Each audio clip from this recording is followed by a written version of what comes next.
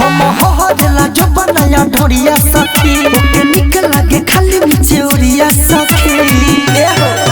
हम हहरेला जो बनाया ढोरिया सखी ओके निक लागे खाली नीचे ओरिया सखी निकाली के जीभी लिबली खाली काटेला सखी रे भतार अचार लेखा चाटेला सखी रे भतार अचार लेखा चाटेला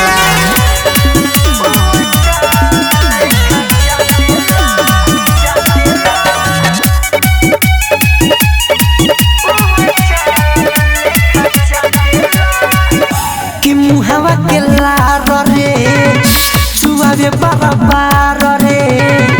कि पुछला कहे सवाया हल्दी चटकार रे कि मुहावा के लार रे चुआवे बराबर रे कि पुछला कहे सवाया हल्दी चटकार रे फिर लीले कर के देह में साटेला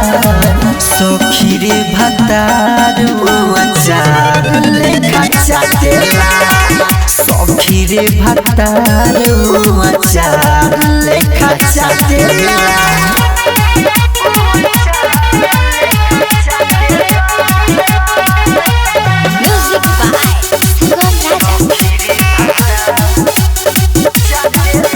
धरेला कोरा झब से लगावे मुँह गब से कि अंकित केला लेवेला देवे लगनी जब से धरेला कोरा झब से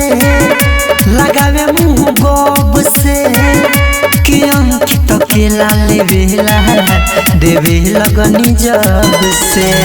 बीबी को विकास माना करी तो डांटेला सखी रे भतार